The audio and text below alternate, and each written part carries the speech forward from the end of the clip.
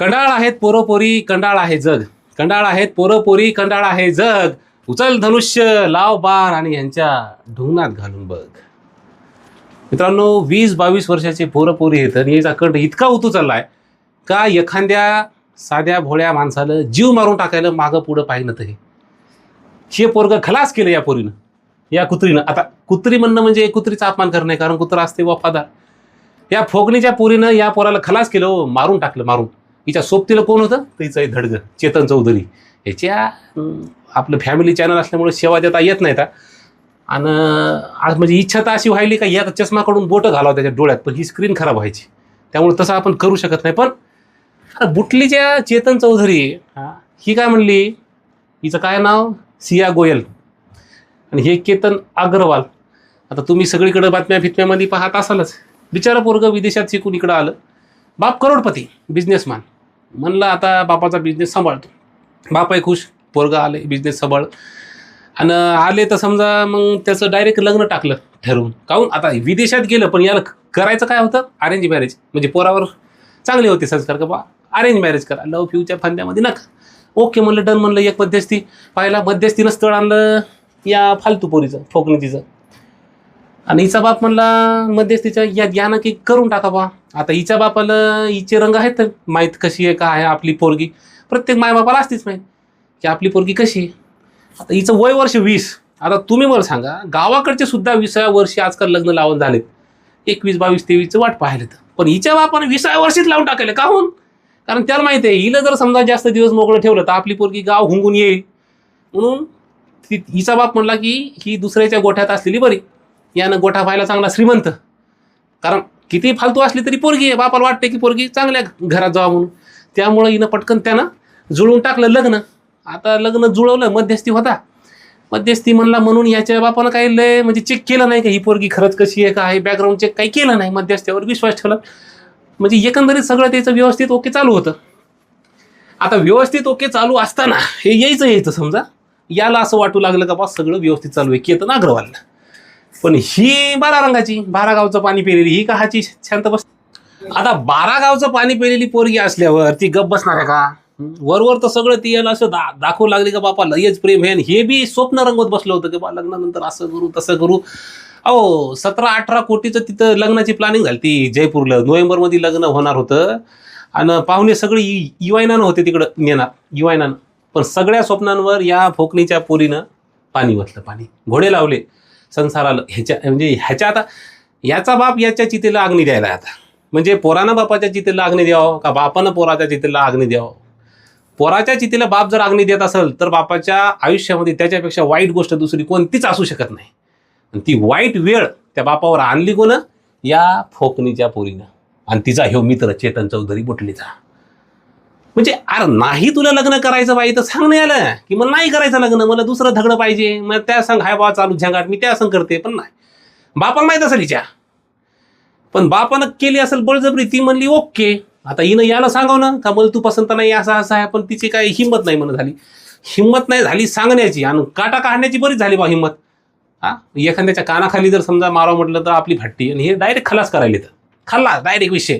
आणि शातीर पाहणं किती आहे. म्हणजे आपण म्हणतो का बा जेन जी आहे इथं आमची तिशी पार झाली जिंदगीत, काय करावं काय नाही याची आम्हाला अक्कल येईना. प्लॅनिंगची आमच्या अख्ख्या करिअरची प्लॅनिंग सगळी म्हणजे उद्ध्वस्त झाली. यायची प्लॅनिंग पहा मर्डरची का बा लोहगडावर नेऊ तिकडं, म्हणजे फोटो काढता काढता त्याला तिथून ढकलून देऊ. म्हणजे सांगता येते का बा फोटो काढता काढता पाय घसरला पडला मेला, म्हणजे लोक म्हणतील काय नाही ॲक्सिडेंट झाला, आपण सगळे मोकळे. पण महाराष्ट्र पोलीस हे एकंदरीत सगळा कर्माचा फेरा असते, ते फिरून आला. पोलीस काय गप्प बसती काय? हुशार आहे पोलीस. पोलिसानं पकडलं धनकन गुतले. आता म्हणजे याच्या घरच्याची जिंदगी बरबाद झाली, याच्या घरचीच झाली, यायची तर समजा झालीच झाली.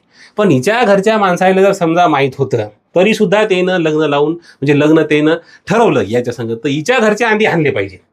कारण आपल्याला जर माहीत असेल की आपली पोरगी इतकी समजा अशी फालतू आहे, तर मग त्या फालतू पोरीचा कार्यक्रम आपण व्यवस्थित पद्धतीने केला पाहिजे. झपकून काय का होईना. म्हणजे या बिचाऱ्याचा जीव वाचला असता का नाही?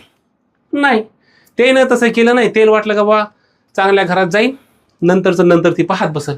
तर एकंदरीत म्हणजे विचार करण्यासारखी गोष्ट आहे. जेन जी आहे तर मग आईची 20 वर्षाची पोरगी हो, हे 22 वर्षाचं कार्ट मग आईचे.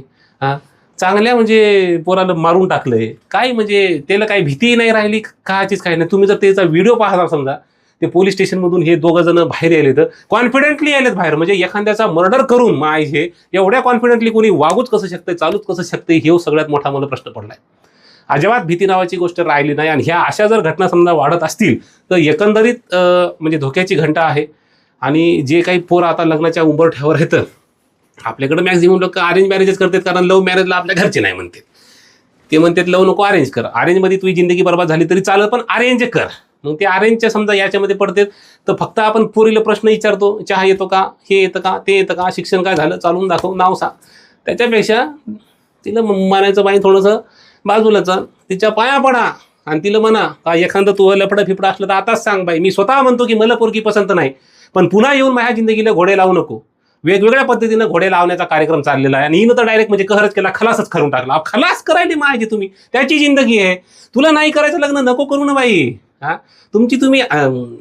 पण आता एकंदरीत दुनिया वाईट झालेली आहे. आणि मला काय वाटतंय का आता ह्यांच्यावर पोलीस केस चालल, जेलमध्ये ठेवतील, पुन्हा मग कोर्टाच्या तारखा नासन तसन बेलन फेलन बाहेरनं सगळं होईल. त्याच्यापेक्षा काय करा, आपल्याला माहिती आहे येणं कार्यक्रम केलेला याला त्याच या दोघायला बी त्या ठिकाणावर न्या, एक एक ढुंडावर लाथाना तेल पाडा, कार्यक्रम यायचा बी खलास करून टाका. त्याशिवाय हे अशा मानसिकतेचे लोक जे आहेत ते ठिकाणावर येणार नाहीत, त्याला अकला येणार नाहीत.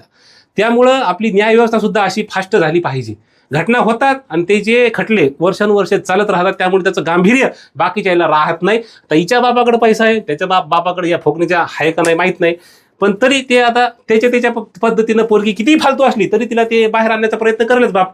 काल तिचा वकील म्हणू लागला कोर्टात का पाय घसरून पडलं म्हणे. हे या वकील लोकांना जर समजा मी आता काही बोललो ते माझ्यावरच केस करायचे पुन्हा, त्यामुळे ते काही नाही बोलत. पण एक सामान्य म्हणजे असं कॉमन सेन्स असते हो. तुम्हाला पैसा भेटायला मान्य, पण म्हणून तुम्ही कोणतीही गोष्ट कुठं नेले हे बरोबर नाही. एकंदरीत हे मला तर समजा असं वाटतं की अशा मानसिकतेचे जे झी आहेत त्याची झीज केली पाहिजे आपण, त्याशिवाय समाज सुधारणार नाही. आणि हे असे फोकणीचे, हे असे कुत्रे जर समजा कुत्र्याचा अपमान झाला, हे असे जर समजा फोकणीचे असतील तर एकंदरीत कार्यक्रम अवघड झालेला आहे. या केतन अग्रवालच्या कुटुंबावर जी शोककळा पसरलेली आहे. कारण पोरगं गेले तरुण ताठ हुशार, अमेरिकेतून का कुठून तरी आलतं म्हणून शिकून, बापाचा बिझनेस सांभाळणार होतं, सगळं सेट होतं, पण हिनं सगळी वाट लावून टाकली. त्यामुळे तुमच्या आयुष्यात अशा जर पोरी येणार असतील तर बाबा हो, थोडासा टाईम घ्या आणि बॅकग्राऊंड सगळं चेक करा, नाही तर तुमच्या आयुष्याला सुद्धा घोडे लागू शकतील. आता मी वैयक्तिक म्हणजे मला इच्छा व्हायली हिला सेवा द्यायची, याला द्यायची सेवा, पण आपलं फॅमिली यूट्यूब चॅनल असल्यामुळे आपण देऊ शकत नाही, पण तुम्ही देऊ शकता. आपला कमेंट बॉक्स उघडा आहे, काय जे शिवाय द्यायचे असतील बिनधास्त द्या. मी तुमच्या शिवायला लाईक करतो, तुमच्या शिव्यांचं स्वागत आहे. आणि एकंदरीतच या प्रकरणाबद्दल तुम्हाला काय वाटतं, समाज कुठं चाललाय त्याच्याबद्दल तुम्हाला काय वाटतं ते तुम्ही मला कमेंट करून सांगा. आणि मी म्हणतो की बाबा पुन्हाच एकदा काळजी घ्या बाबांनो, काळजी घ्या.